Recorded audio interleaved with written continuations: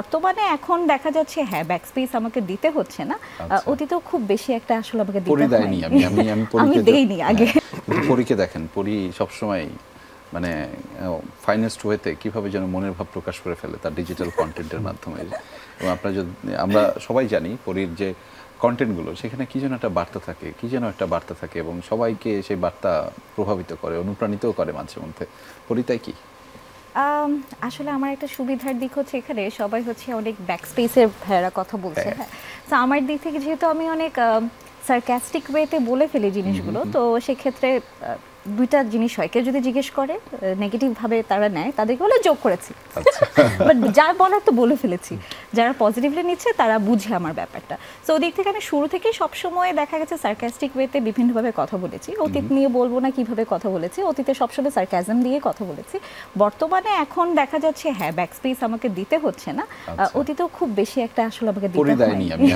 আমি দেইনি আগে। ওই দিক থেকে আমি খুব বেশি ডিফারেন্স আমার বাক স্বাধীনতার পরিবারের কেউ ছিল নাকি?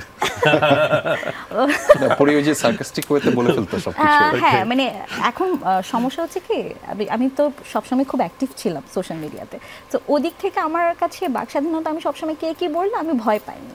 So I am that person. So ওই ক্ষেত্রে আমার কাছে নতুন বাংলাদেশ সবাই বলছে, আমি বর্তমান নিয়ে এখন খুব খুশি। এখন চিন্তা করছি ভবিষ্যৎ নিয়ে, সামনে কি আসছে, তো দেখা যাক কি হয়। অনেক কন্টেন্ট ক্রিয়েটর ছিলেন না যারা একটা সময় যাদের বিশাল ফ্যান বেস ছিল। আপনি সংকটকালীন সময় বলি, যদি একটা দারুণ মুহূর্ত, এটা আমাদের গৌরবেরও, আমি বারবার বলি ত্যাগেরও, সবসময় এটা স্বীকার করতে হবে। ফলে সেই সময়টাতে আপনি ছিলেন এবং আপনি সোশ্যাল মিডিয়াতে আপনি আপনার উপস্থিতি জানান দিয়েছেন সবার পক্ষে।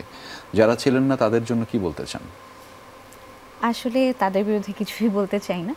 আমার সবসময়, আমি যখন ছিলাম আমার কাছে সবসময় একটা জিনিস মনে হতো, জন্ম মৃত্যু আল্লাহর হাতে, রাখে আল্লাহ মারে কে।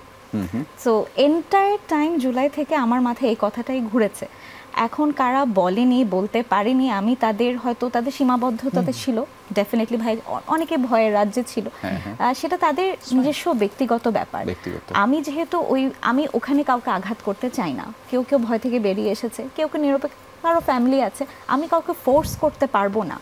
হ্যাঁ, এটা নিয়ে আমার মনে হয় আমার কোনো নেগেটিভ চিন্তা নেই যে কেন তারা, হ্যাঁ দুঃখ আছে, কিন্তু তাদেরকে নিয়ে আমার বলে তাদেরকে আরেকটু হাইলাইট করে তাদেরকে নেগেটিভ, অনেক তো নেগেটিভ জায়গা থেকে আমরা এসেছি একটা মাস, এখন আমরা একটু পজিটিভ দিকেই থাকতে চাই। তো আমি ওভাবেই দেখছি ব্যাপারটা।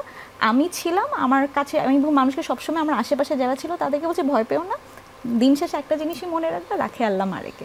সো ওই জায়গা থেকে আমার মনে হয় এটা যদি আমরা বিলিভ করি তাহলে আসলে সামনেও যদি কখন আমাদের ভয় কাজ করে সেটা হয়তো আমরা খুব সহজে কাটিয়ে উঠতে পারবো।